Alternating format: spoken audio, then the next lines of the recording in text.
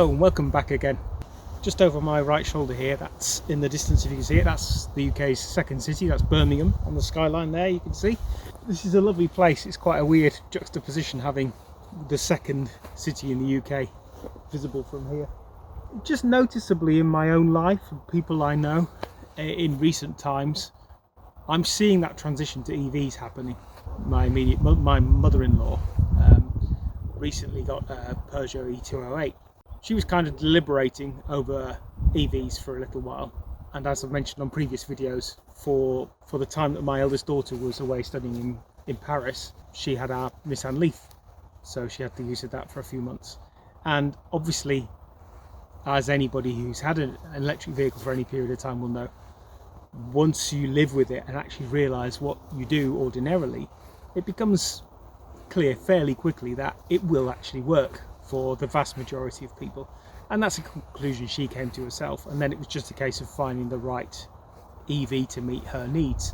And her biggest concern obviously was getting from where they live in northeast Lincolnshire down to us predominantly in Warwickshire. So she wanted to be sure that there'd be a vehicle that would do that journey. Now she's done that journey a couple of times with EV, both her and stepfather-in-law. She quickly was reassured that that journey was going to be easy, and they both now stated that they actually, they really like the vehicle. They're glad they made the move to a Peugeot E208. She got the GT trim, by the way. She wanted something a little more charismatic, shall we say. Still likes that sort of sporty edge to a car. So that's the one immediate family connection, And then the guy was a best friend from school and was my best man at my wedding, and he wants to stay fairly low profile, so I'm respecting his privacy. But after probably a couple of years chatting, he took the plunge very recently and took order of the Ioniq 5, the Project 45 cars, which is the first edition of the Ioniq 5, the Hyundai Ioniq 5 into the country. Now I know a couple of other YouTubers, Andrew Till, James Lemon Tea Leaf, have also taken delivery of that vehicle. But as a kind of appreciation, and it was really nice of him, he came down to visit yesterday. He drove down from where we grew up in West Yorkshire, and came down especially to visit. And the idea was that we'd then take the car to Rugby Services. So we went down there. It's about 15 miles from my house, so we headed down there and rapid charged. And when I say rapid charged, I mean, yeah, properly rapid charged. So I took a couple of snapshots. There's one I took just after we started charging, so you get an idea of the rate there.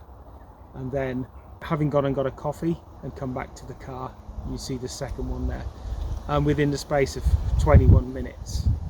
And as you can see from that, the charge rate was absolutely, from my point of view, from my perspective as a MG ZS EV owner, and indeed a Zero motorcycle owner,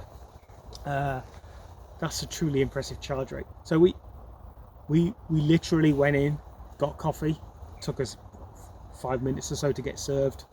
By the time we'd walked into the services, got back, it was pretty much done. And he'd set it to stop charging at 80%. Actually, that's an option on the car, and it works in DC terms as well as AC.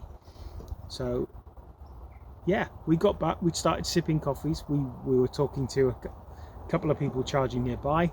They expressed admiration for the Ioniq 5 because there aren't many of them around at the moment. He got a few acknowledgements of people coming past, notably a guy drove past having charged his Tesla Model X, drew up closely, slowed down, and he just kind of looked out the window and went, it was like a nice. So that was nice to see. 20 minutes to do that sort of charge is just absolutely incredible from an EV owner's perspective, from a longer term EV owner's perspective. I can really see the progress from 2014 to the current day.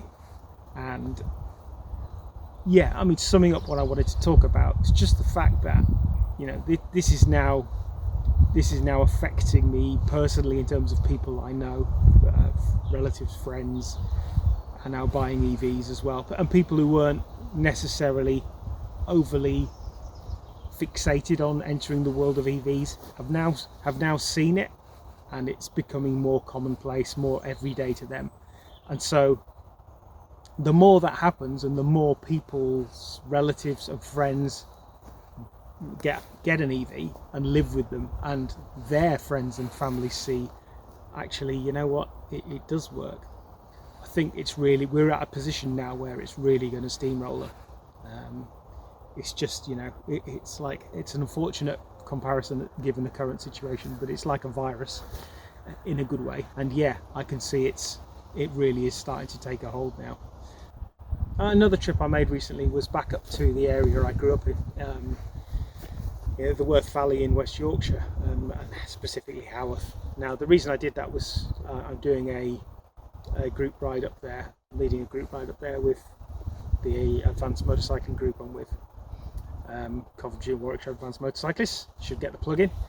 I'm leading a group ride up there later on this month, and I wanted to recce that route, just check the route I've planned. I've done it before, but I wanted to check that all the roads are open, everything's fine. And I was going to do it, in fact, on the zero, but in the end I decided, well, the weather looked good, and there's a couple of friends of mine who are in a band I was in, Andy and Chris, good friends of mine, and I called them and said, look, do you fancy going up in the MGZ SEV? I was going to do it on the bike, but it might be a nice trip out for us, So yeah, we headed up through the Peak District, and it was a lovely trip up. We got to have a nice chat together. We stopped at Glossop on the way up for a coffee, and indeed coming back we stopped in Glossop as well. Had a meal on the way back. But other than that, turned up, went through my old village I grew up in, Oxenhope, and then into Haworth itself. We walked around Haworth, took the obligatory photos, went down Main Street in Haworth, which is famous. It's not the street that the Hovis advert was filmed on. While we were charging on the way up at Glossop, Andy commented on the fact that we were chatting to somebody else who was charging at the charge point just before we used it, and Andy's comment was, you don't get that sort of community when you're filling up with petrol or diesel, do you? And I did laugh, because it's true. You do get the charge point chat. There is a sense of community. And funnily enough, completely independently, yesterday we had a similar experience charging in Rugby. My friend had brought the Ioniq 5, so there's a little bit of interest anyway. But there are a couple charging next to us. There are 3 people charging near us, chatting. And obviously they came over, had a look at the car, and we all got chatting, and it was nice. And again,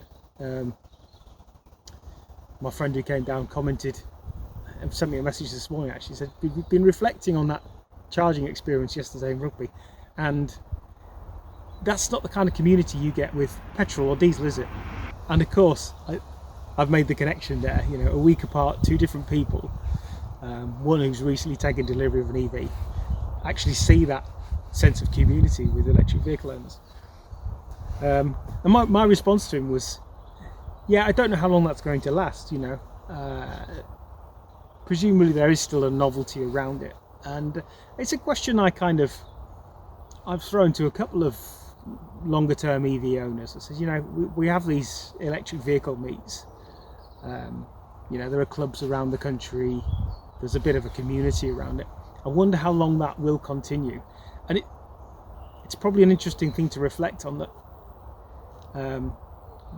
in a strange way, once that community goes away, we'll probably have succeeded in a strange way. When electric vehicles are ubiquitous and it no longer is a novelty thing, that will actually be a win-win in terms of where we need to get to in terms of sustainable transport.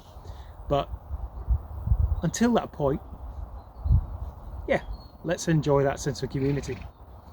And on that note, I think I'll leave it. I'm not going that way. I'm not going into Birmingham.